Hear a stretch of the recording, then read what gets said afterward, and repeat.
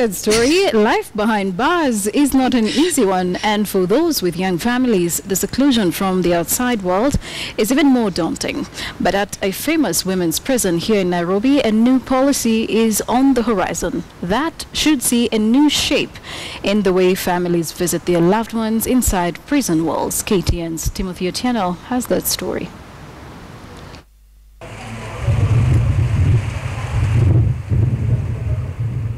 The Langata Women's Prison is a rehabilitation facility that houses slightly over 600 inmates from across the country, most of them young mothers.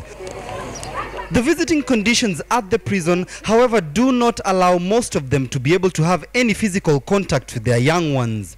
Aside from that, children below the age of 18 are not allowed inside prison, save for when they hold open days and special events. One of the wardens here shows me the area where normal visiting takes place. Families stand outside while the inmate is on the other side of the glass, in a room so dark the inmate is barely visible to the visitors. But the prison's regional commander Wanini Kirera says that system may soon be a thing of the past. A new system that sees mothers interact with their young ones and relatives has been adopted, one that encourages closer contact under a more relaxed environment. It is traumatizing, especially for the big children, maybe 5 years and above. But when you put them in a child-friendly environment, then they are at ease and they don't have to keep worrying much about their mom. Elizabeth Mweni is serving a life sentence at the prison. She is more than glad to interact with her grandchildren on a more personal level. Siku ya leo nimeshinda nao, nimeongea nao, nimefurahia sana, hata nikiona sasa hivi vile wanacheza nasikia raha ndani ya roho. Elizabeth may have taken her words right out of Teresia Wanjiro's mouth. The elderly lady, also serving a life sentence, shares the same feeling. Her daughter has just brought her newly born grandchild. Hii ni tofauti sana.